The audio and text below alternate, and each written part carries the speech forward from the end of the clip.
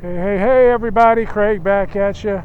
Still in Tennessee, riding around. Today, I have just entered the Cherahalla Skyway.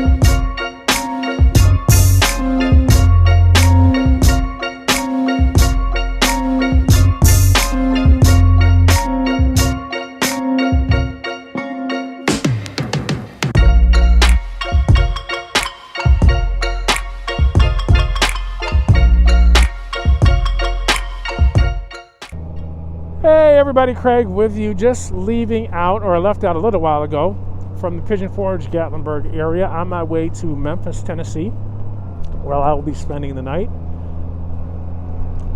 and then on to Shreveport, Louisiana tomorrow for wingding. This is day number 5 for me for the trip. So far it's been a great trip. Weather's been pretty good. Some thunderstorms one day, but not too bad. It cleared up. Thunderstorm for a while, but cleared up. Let me give you my take on Pigeon Forge, Gatlinburg area. So I thoroughly enjoyed the area as far as things to do walking around Pigeon Forge. Pigeon Forge is a little bit more spread out than Gatlinburg. They both are geared toward tourists. A lot of events, a lot of amusement park type of thing, dinner shows, go-karts, roller coasters, things like that in the Pigeon Forge area. Great restaurants, outlet malls, and so there. I don't think you'll be at a loss of finding something to do. Even if you just want to walk around, you're not at a loss to find something to do. Yeah. Neat thing about at least that area, I don't know if all Tennessee is like this, but they had the 4x4 UTVs for rent, and you can drive those like just on the regular road. Can't do that in New York. So Gatlinburg, again, geared toward tourists, families, things like that. I'll say this: Gatlinburg though is much more congested than Pigeon Forge. I mean, traffic can be a nightmare in both of them. So from a tourist standpoint, visitor standpoint, I don't think either, you can go wrong visiting the Pigeon Forge, Gatlinburg area. You'll have some fun. I am going to go back. I definitely made up my mind I'm going to go back to that area just because there's a lot of fun things to do. Now let's get into the main reason why I went to this area. The main reason I went to this area was to ride my motorcycle. So let me give you my take on that.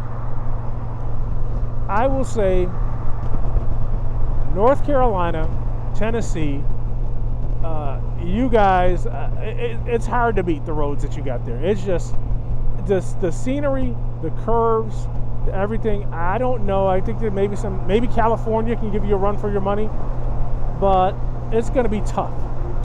And lastly, Tail of the Dragon. Now, I didn't do Tail of the Dragon, and I didn't miss an opportunity. I wasn't doing it. Yeah, you got to know your limitations. And I don't feel comfortable yet. I don't know if I'll ever feel comfortable. Maybe at some point I will. I don't know if I'll ever feel comfortable, but I wasn't planning on doing the Tail of the Dragon. Riding your ride is knowing your limitations. And if I am going to ride and I'm going to be tensed up so tight because I'm nervous